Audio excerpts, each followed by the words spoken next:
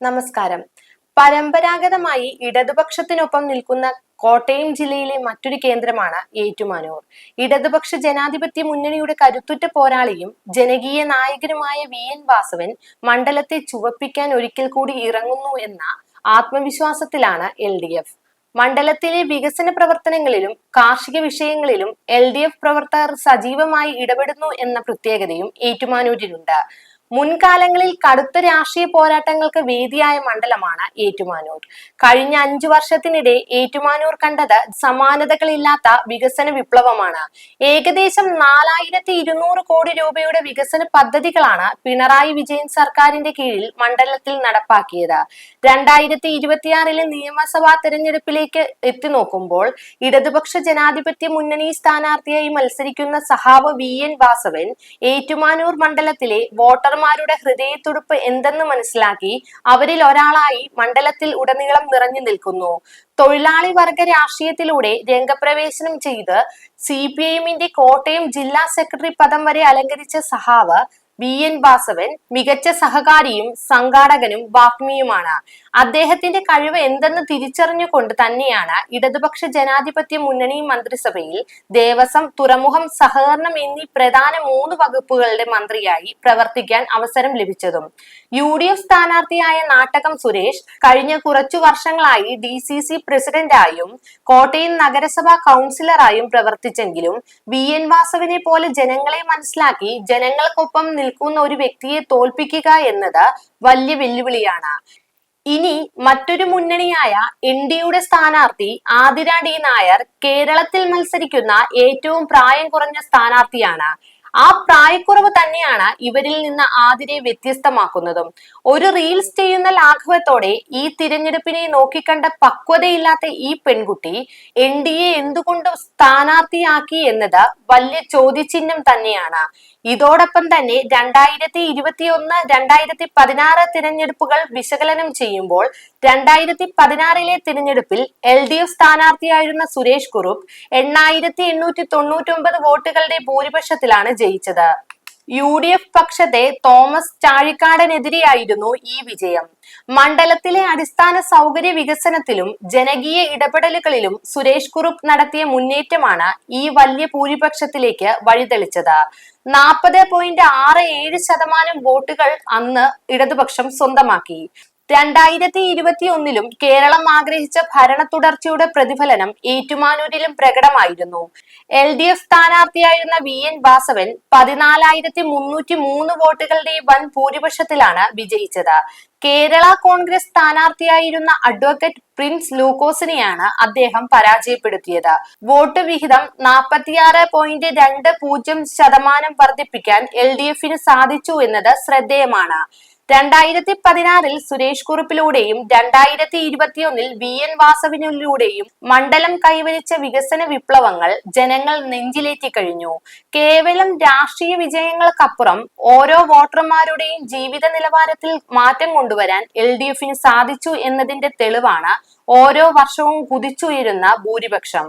2026 ഈ ചുവപ്പൻ മുന്നേറ്റം തുടരുമെന്ന ആത്മവിശ്വാസത്തിൽ ഏറ്റുമാനൂരിൽ ഒരിക്കൽ കൂടി ജനവിധിക്കായി കാത്തിരിക്കുന്നു. കോട്ടയം ജില്ലയിലെ പ്രധാനപ്പെട്ട നിയമസഭാ മണ്ഡലമാണ് പാല.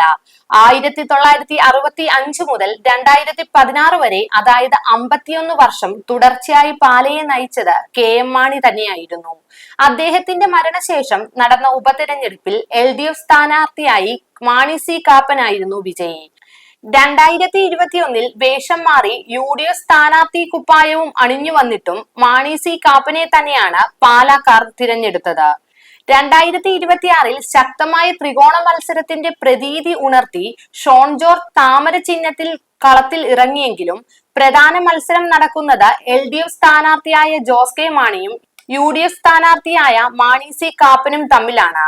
പാല ബൈപ്പാസിന്റെ പണി പൂർത്തീകരിക്കാത്തതും മണ്ഡല വികസനത്തിനു പകരം സ്വന്തം വികസനത്തിനായി മാണി C കാപ്പൻ ശ്രദ്ധ പതിപ്പിച്ചതും ഈ തിരഞ്ഞെടുപ്പിൽ ഒരു തിരിച്ചടിയായി മാറാൻ സാധ്യതയുണ്ട്.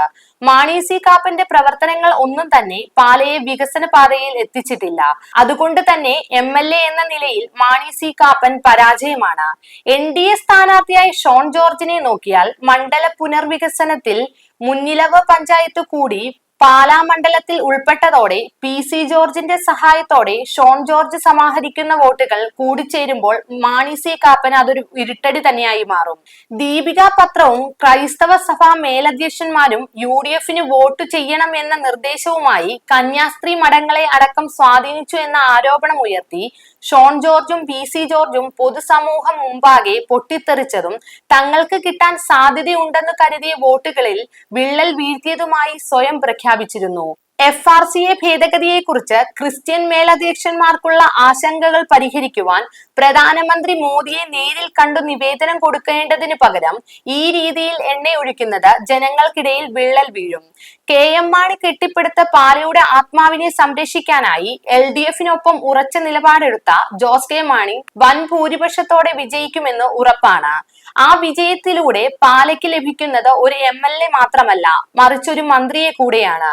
കഴിഞ്ഞ നിയമസഭാ കാലയളവിൽ LDF സർക്കാർ കേരളത്തിൽ നടപ്പാക്കിയ ജനക്ഷേമ പദ്ധതികളും സംസ്ഥാനത്തിന്റെ അടിസ്ഥാന സൗകര്യ വികാസത്തിന് നൽകിയ ഊന്നലും പാലയിലെ വോട്ടർമാരെ സ്വാധീനിച്ചേക്കാം.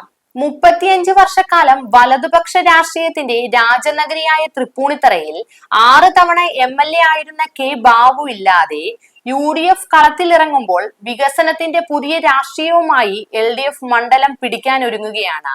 ജനകീയനായ KN ഉണ്ണികൃഷ്ണനിലൂടെ തൃപ്പൂണിത്തറ ചുവപ്പിക്കാൻ ഇടതുപക്ഷം സജ്ജമാകുമ്പോൾ മറുവശത്ത് BJPയും 2020യും തമ്മിലുള്ള കൂട്ടുകെട്ട് അണികൾക്കിടയിൽ തന്നെ വിള്ളലുകൾ വീഴ്ത്തിക്കഴിഞ്ഞു.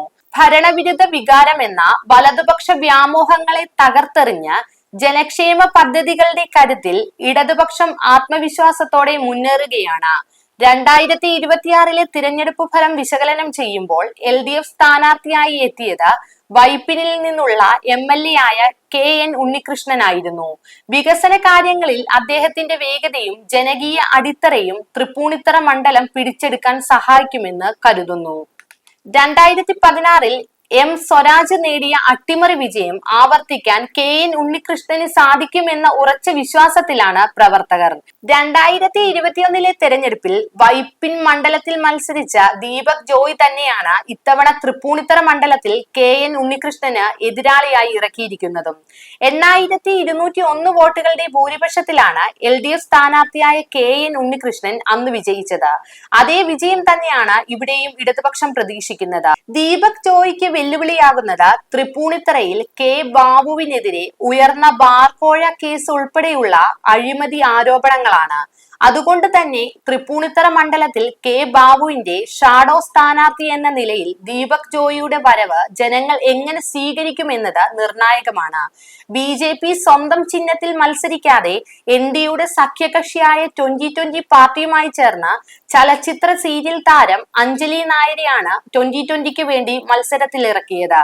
രാഷ്ട്രീയ പാരമ്പര്യമില്ലാത്ത ഒരു സെലിബ്രിറ്റിയെ സ്ഥാനാർത്ഥിയാക്കിയത് വഴി ഗൗരവകരമായ രാഷ്ട്രീയ ചർച്ചകളിൽ നിന്ന് വോട്ടർമാരെ വഴിതിരിച്ചുവിടാനാണ് NDA ശ്രമിക്കുന്നത്. BJPയുടെ വോട്ടർമാർ 2020യുടെ കിഴക്കമ്പലം മോഡൽ രാഷ്ട്രീയത്തോട് എത്രമാത്രം പൊരുത്തപ്പെടുമെന്നത് സംശയമാണ്. അതുകൊണ്ട് തന്നെ തൃപ്പൂണിത്തറയിൽ താമര വാടുമെന്ന് ഉറപ്പാണ്. താമര പണയം വെച്ച BJPയും നായകനില്ലാത്ത കോൺഗ്രസും ആശയക്കുഴപ്പത്തിൽ നിൽക്കുമ്പോൾ വ്യക്തമായ വികസന കാഴ്ചപ്പാടുകളുമായി ഇടതുപക്ഷം മുന്നേറുകയാണ്.